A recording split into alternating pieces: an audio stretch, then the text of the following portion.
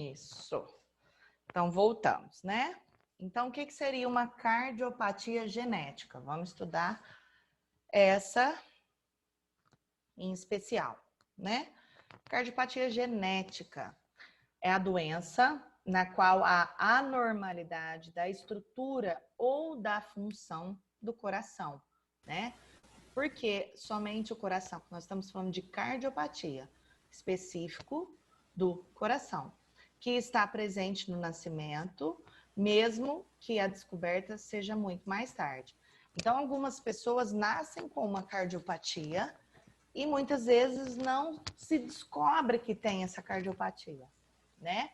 Então, tem crianças, por exemplo, que morrem de infarto com 7, 8 anos, devido a uma cardiopatia genética que tem e nunca soube. Alguns jogadores de futebol, a gente já pode ter visto, isso ultimamente está sendo muito comum, né?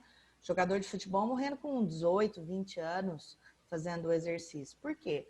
Provavelmente ele já tinha uma cardiopatia genética que nunca foi tão importante na vida dele. Por quê? Porque ele não elevava muitas vezes a condição desse coração.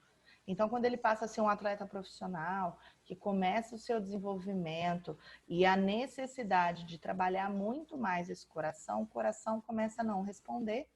Por quê? Porque ele tem um problema genético que essa pessoa nunca soube. Então, a maioria desses casos de morte precoce, principalmente jogadores, atletas e tudo mais de alta performance, né? Acontece por conta disso. Realmente a pessoa não sabe que tem um problema genético. E pode ser N problemas genéticos, tá?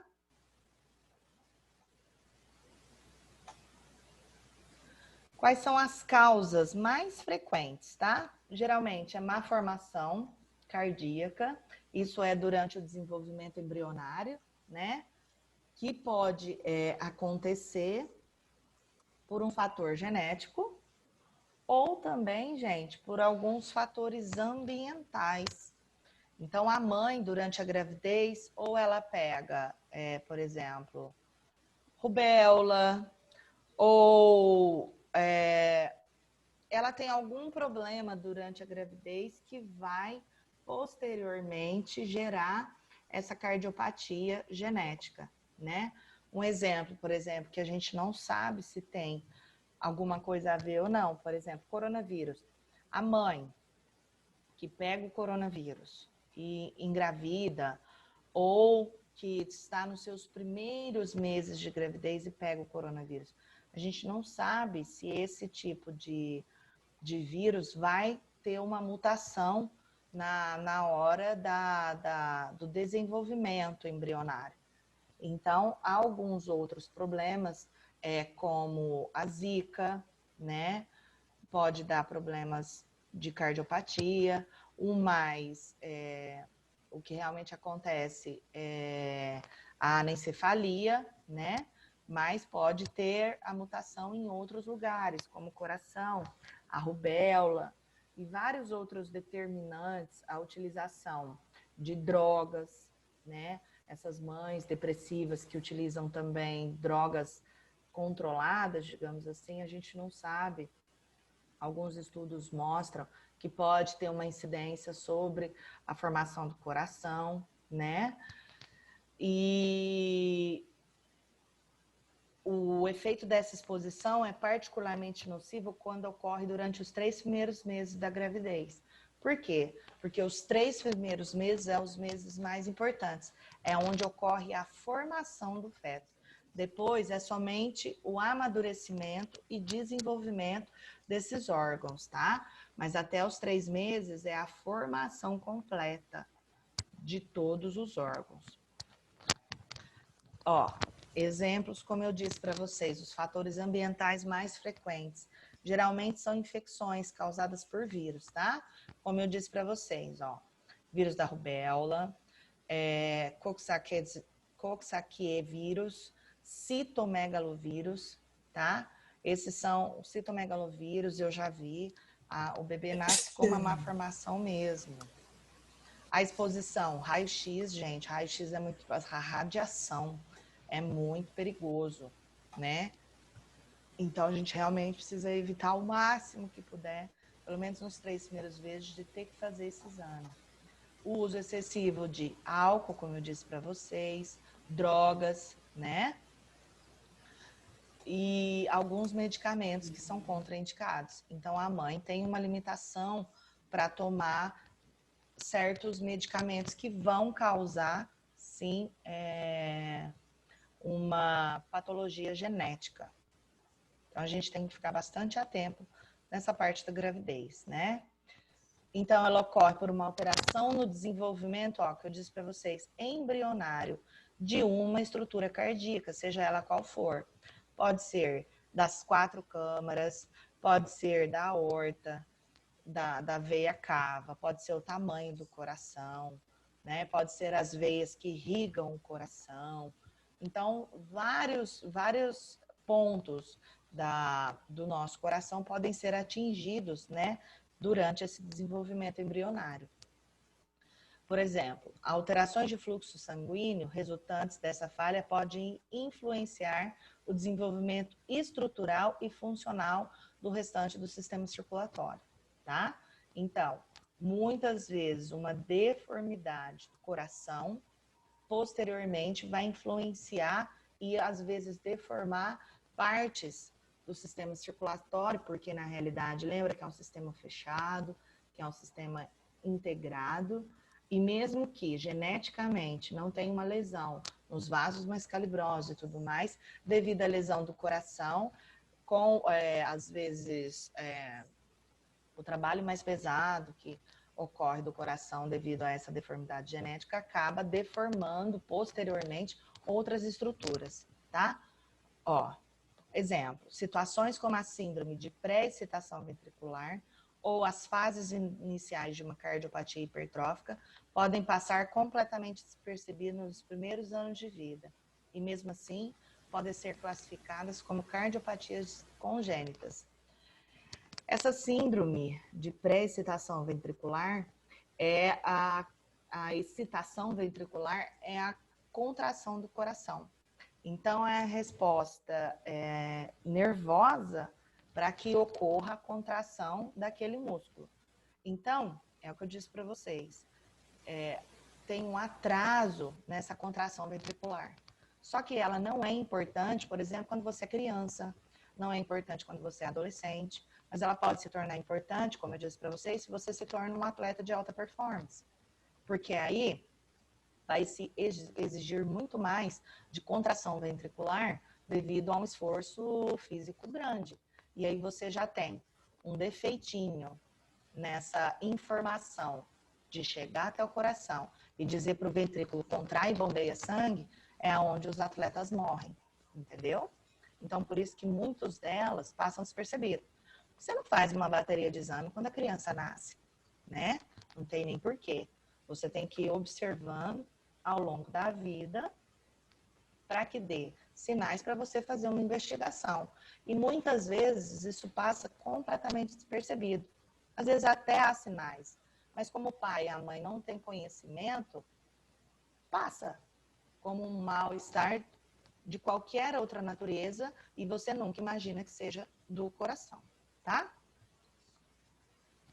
Tipos de cardiopatia genética. Eu vou falar algumas aqui para vocês, tá bom? São inúmeras.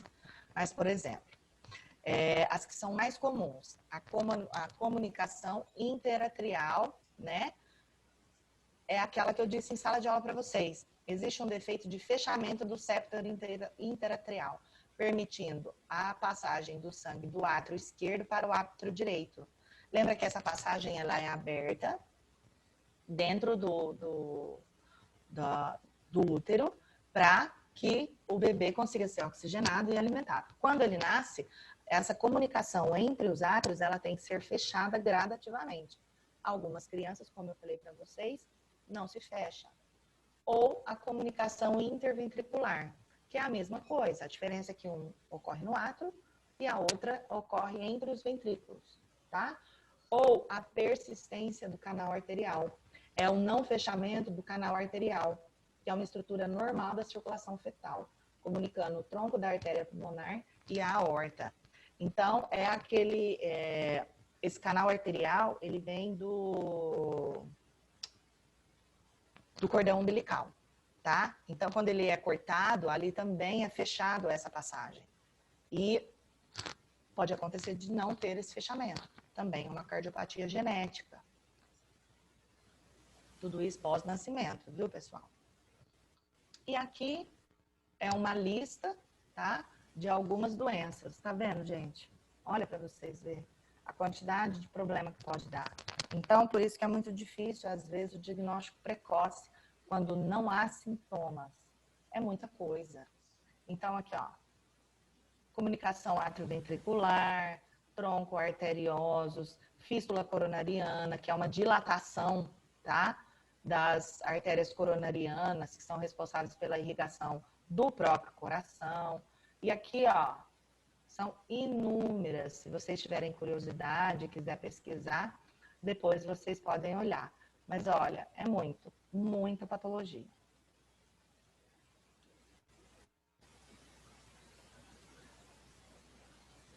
Bom, a origem do problema pode ser defeito em um gene único, né? Ou associada a doenças do tecido conjuntivo, como a síndrome de Marfan, associada ao erro inato de metabolismo, como a homocistinúria. Isso aqui é legal, gente. Isso aqui eu gostaria que, se vocês tivessem como pesquisar, é legal. Anormalidades nos cromossomos, como na trissonomia do cromossomo 21, que é a síndrome de Down. Então, gente, praticamente todas as crianças com síndrome de Down nascem com uma cardiopatia genética. Geralmente é a comunicação interatrial que não se fecha.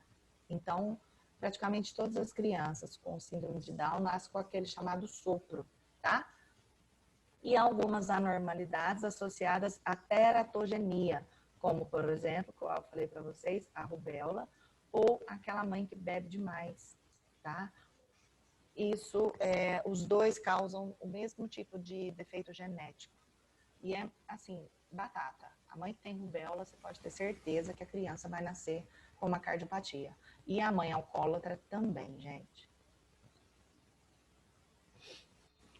Tem como prevenir a cardiopatia genética? Tem. Partes dela tem sim. Igual você se cuidar frente, por exemplo, a uma dengue, né? Uma zika, uma chikungunya. Prevenir contra a rubéola, né? Você ter essa vacinação em dia, né? Não entrar em contato com pessoas que você possa saber que estão com rubéola, tá? Mas são algumas coisas que a gente consegue prevenir. Só que a maioria das vezes a gente nem sabe, né? Quais são os efeitos do seu dia a dia sobre a cardiopatia genética.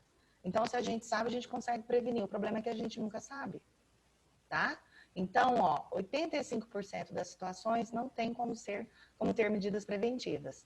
Se ela for genética, não tem o que se fazer, né? Mas se ela for externa, aí a gente consegue trabalhar isso um pouco melhor. Mas ainda assim, mesmo sendo externo, muitas das vezes a gente não identifica. Então, o que a gente consegue, por exemplo, controlar? Exposição a agentes agressores, como raio-x, você não vai fazer exame. Medicamento, você não vai tomar qualquer medicamento, sem perguntar para o seu médico, sem ter uma orientação, né? Ou algumas infecções, como eu disse para vocês, a rubéola. E existem métodos para diagnóstico precoce, como, por exemplo, estudos de cromossomos de células do líquido amniótico e a ecocardiografia fetal, tá?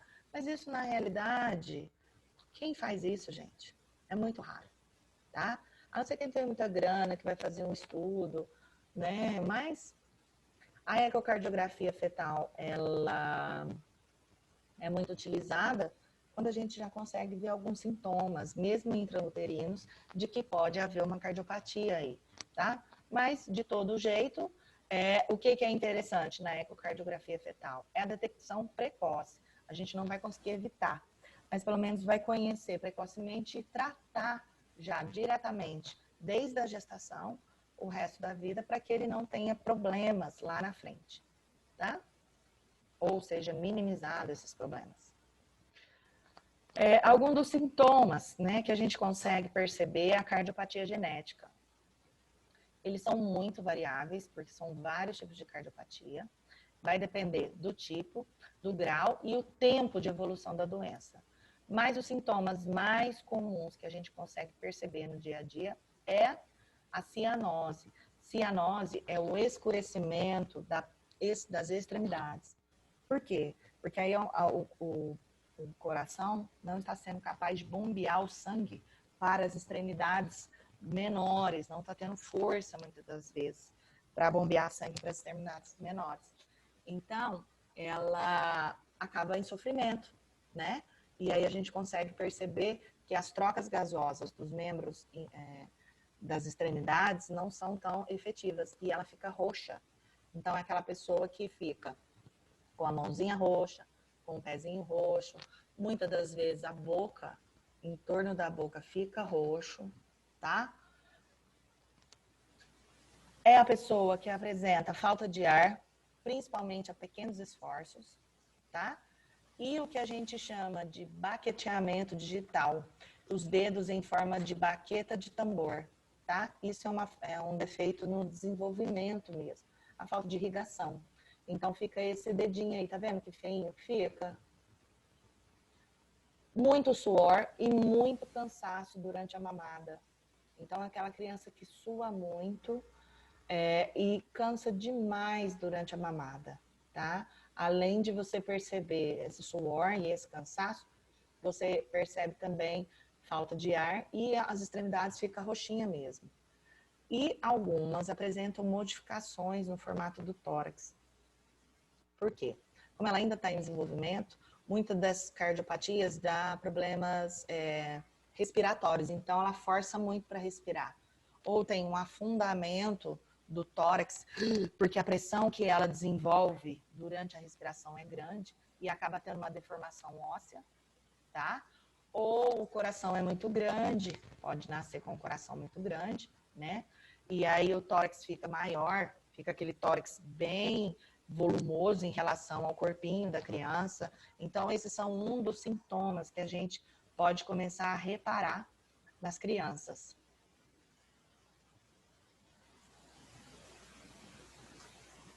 Qual tipo de tratamento, então, gente, dessa cardiopatia genética? O ideal é a correção do defeito, que geralmente ele é estrutural, tá?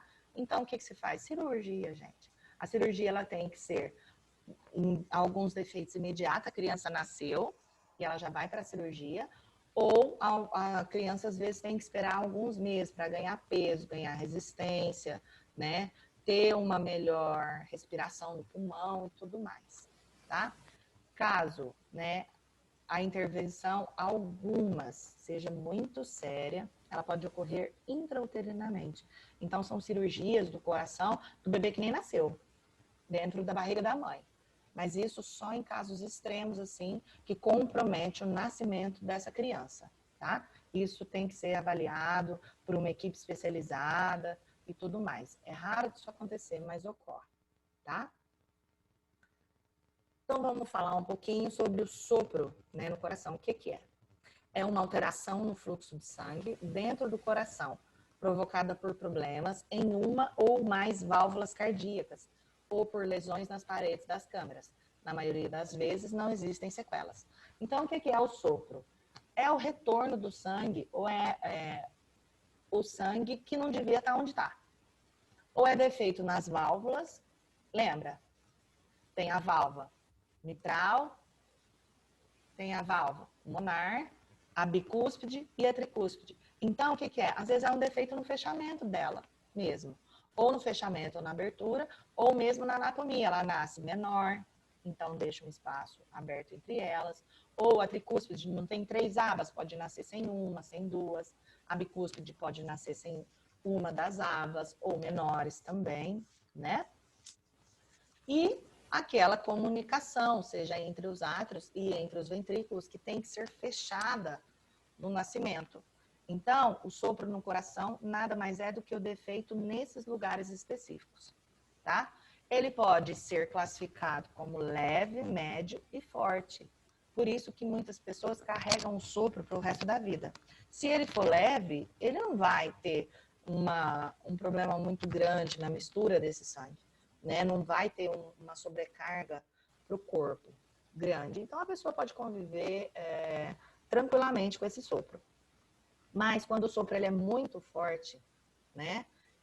Decorrente de lesões nas paredes das câmeras, ele certamente vai precisar ser tratado, pois um volume considerável de sangue oxigenado, irá se misturar com o sangue que já foi oxigenado. Então, aí tem a mistura do sangue. E essa mistura é tão importante que aí o sangue que, teoricamente, tinha aqui completamente oxigenado para o corpo, ele vai misturado, então vai parte sujo. Então, essa troca de nutrientes e oxigênio pelas outras estruturas se torna quase que ineficaz, e aí a gente entra em sofrimento. Algumas pessoas já nascem com válvulas anormais, tá? Outras vão apresentar esse tipo de alteração por causa de males como febre reumática, insuficiência cardíaca e infarto, que podem modificar as válvulas.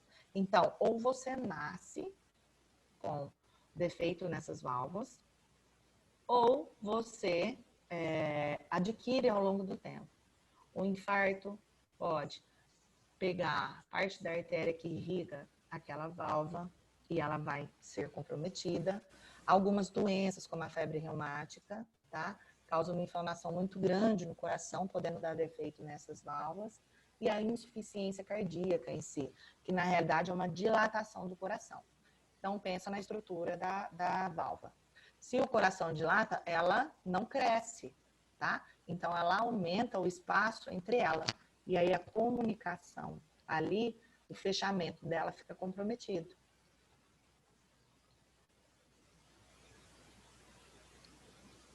Então, tá aí, ó,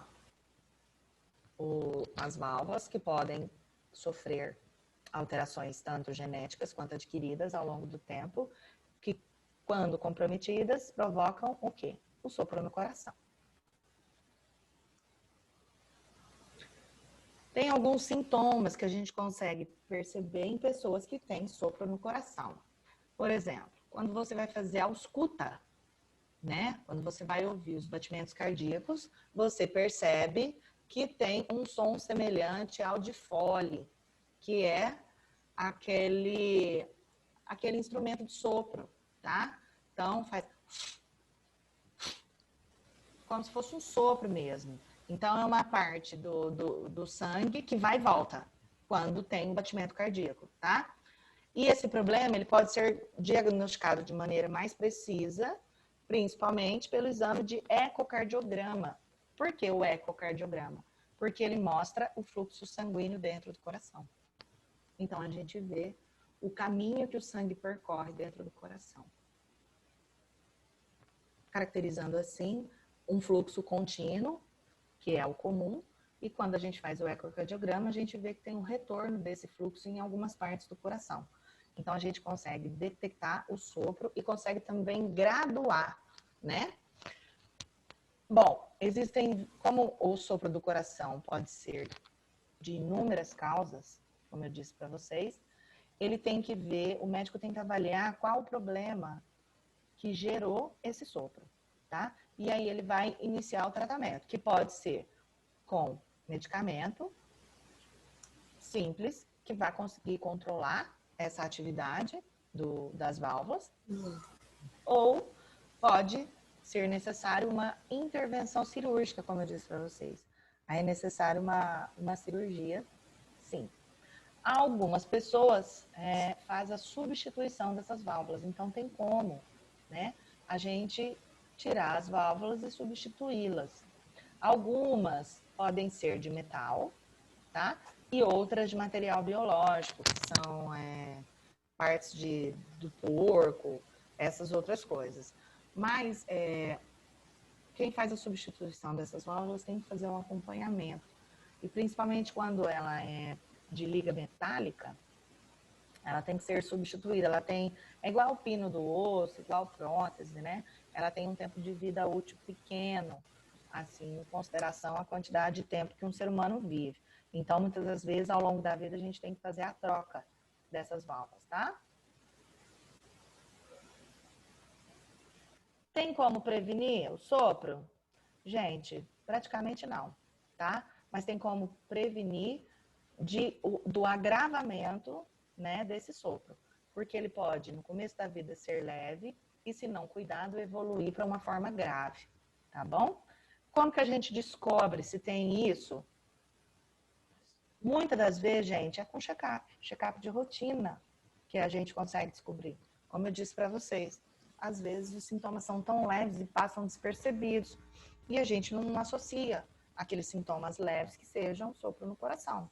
A não ser que quando a gente vai fazer um exame mais detalhado e apareça. Muita gente acaba descobrindo por outros problemas e durante um check-up, durante um exame de rotina, acaba descobrindo que tem esse problema.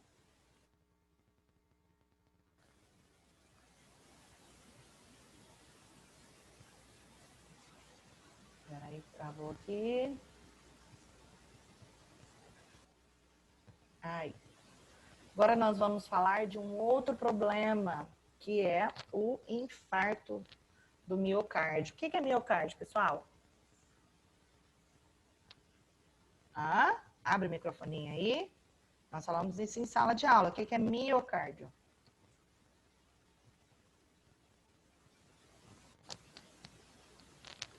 É o músculo. Tá todo mundo já dormindo? É o músculo. Isso. Músculo da onde? Do coração. Isso mesmo. Então, o que é o infarto? Eu já falei isso para vocês, a gente vai dar uma revisada.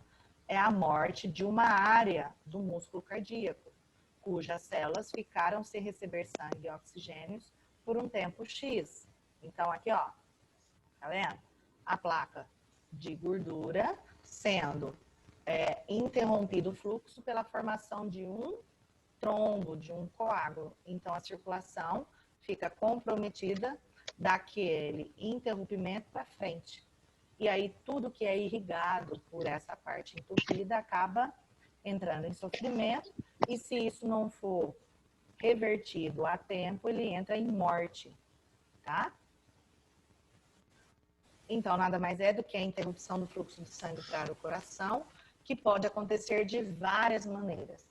Uma delas, a gordura vai se acumulando nas paredes das coronárias, que são as veias e as artérias responsáveis pela irrigação do próprio coração, do músculo do coração, tá? E com o tempo, essas placas vão impedindo que o sangue flua livremente, até que basta um espasmo para formar um coágulo, que pode ser provocado por um estresse, por um nervoso, alguma coisa, e essa circulação acaba sendo comprometida, tá? Pode ocorrer também da placa crescer tanto que obstrui o caminho sanguíneo completamente, ou seja, pode acontecer entupimento somente pelas placas de gordura. Lembra que eu comentei com vocês que a minha mãe infartou e ela teve um infarto por 100% de entupimento por placa de gordura. Isso é muito raro acontecer, mas acontece, tá? Dessa forma, as células no trecho que deixou de ser banhado pela circulação acabam morrendo. A interrupção da passagem do sangue nas artérias coronárias também pode ocorrer devido a uma contração de uma artéria parcialmente obstruída ou a formação de algum trombo nesse meio do caminho, mesmo que não tenha uma placa ali, mas o trombo acaba sendo formado em estruturas anteriores de um trombo tão volumoso que mesmo que não tenha nenhuma placa ali, ele consegue fazer essa interrupção. Geralmente são pessoas que nascem com uma doença genética de coagulação sanguínea, tá? Então, isso pode acontecer.